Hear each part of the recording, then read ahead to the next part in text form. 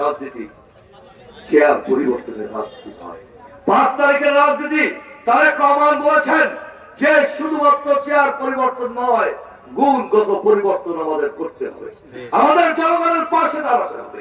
আমাদের একটি কথা স্পষ্ট, কোন বিভাজন আমাদের মধ্যে নেই।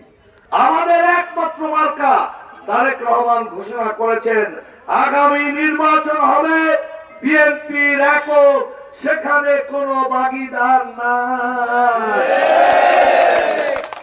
আপনারা ধানের শীষের প্রার্থী পাবেন। কাকে পাবেন?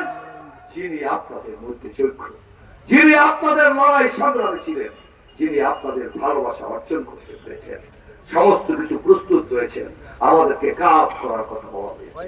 প্রিয় বন্ধুগণ, সেই গুণগত পরিবর্তনের মধ্যে 31 দফায় আমাদের উল্লেখ করা হয়েছে আর কোন বিভাজন নয়, আর কোন প্রতিরোধ নয়, আর কোন মানুষকে মব জাস্টিসের নামে মানুষকে হয়রানি করা নয়। কে কোন পর্যায়ে স্বৈরাচারের মিছিল গিয়েছে এটা দেখার বিষয়। তবে স্বৈরাচারের উপকারভোগী অথবা যারা স্বৈরাচারী আচরণ করেছে তারা জেলের বাইরে থাকতে পারবে না।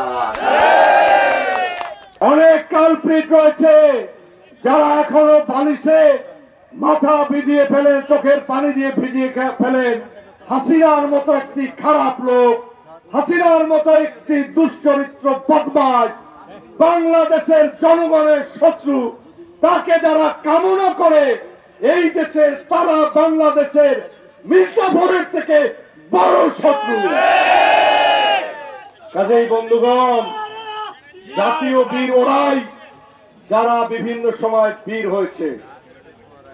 আমি বলতে চাই আরেকটি বিষয়, আমরা যারা এখানে বিএনপিরা যারা রয়েছি, আমরা শতভাগ কিন্তু ভালো মানুষ নই।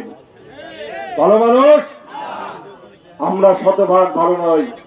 আওয়ামী লীগের চরিত্রের কিছু লোক আমাদের মধ্যে আছে, কিছু দুষ্ট লোক আছে।